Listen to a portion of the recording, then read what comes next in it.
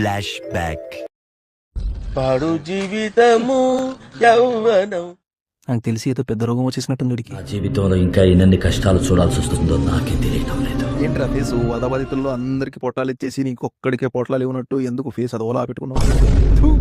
మనిషివేనేరా చిచి, ఆ బతుకులో నా బల్లి. సారీ ఏడవకరా రారా. A few moments later. సరేరా ఏం జరిగింది చెప్పు. ఏం చెప్పాలరా, ఆ రాజుగాడు ఉన్నాడు కదా, ఆడో బిజినెస్ ఐడియా చెప్పాడు, చేసాం, గడ్డ గుడిచిపోయాం. అవునా? వాడు ఎప్పుడు చెప్తూ ఉండేవాడు కదరా, హైదరాబాద్లో వాటర్ షార్టేజ్ ఉంది, సో మనం బాత్రూమ్ టిష్యూ పేపర్లు బిజినెస్ చేద్దాం, మంచిగా క్లిక్ అయిపోద్ది అన్నాడు. ఏదో అలా స్టార్ట్ చేసాం. లాస్ట్కి ఆ టిష్యూ పేపర్లు అన్నీ మా ఇంట్లోనే మిగిలాయి. బిజినెస్ లాస్ అయిపోయి మా కాలనీ కూడా అందరూ వాడేశారు, మా ఇంట్లో వాళ్ళు కూడా వాడేశారు వాటర్ అన్నప్పుడు. చిచి అవునా? ఇలా చెత్త ఐడియాలే ఇస్తారు. అప్పిచ్చిన నా కొడుకులు ఊరుకుంటారా? నా కొడుకులు కక్ష కట్టేశారా. మా ఇంటి పక్కనే రెంట్ తీసుకుని రోజుకొకడు ఉంటున్నాడు. నేను దొరికితే ఏ చేద్దామని చూస్తున్నారా.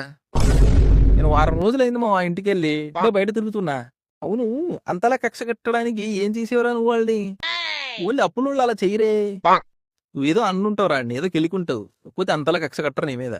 అదే ఏం చెప్తాంరా, నా కొడుకున్నాడు కదా రమేష్ గాడు, ఆడేమన్నాడంటే, రే అప్పులతో మెల్లగా మాట్లాడి సార్ ఇస్తానా అదన్నా అంటే గుద్ద దింగుతారు, వాళ్ళకి నువ్వు గట్టిగా ఇవ్వాలరా అన్నాడు. నేను మొన్న తాగినప్పుడు ఫుల్ అమ్మనా బుద్ధులు తిట్టేశాను రా.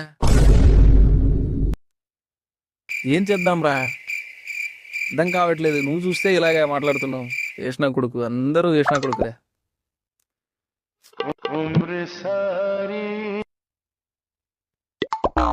రే అంత కొరకు సూపర్ ఐడియా ఉందిరా, చెప్పనా? చెప్పు.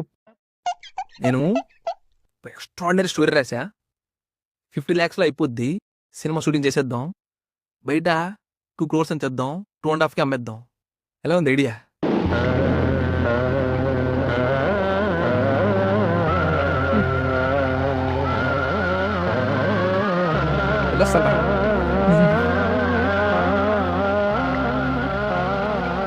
వెళ్ళొస్తామా?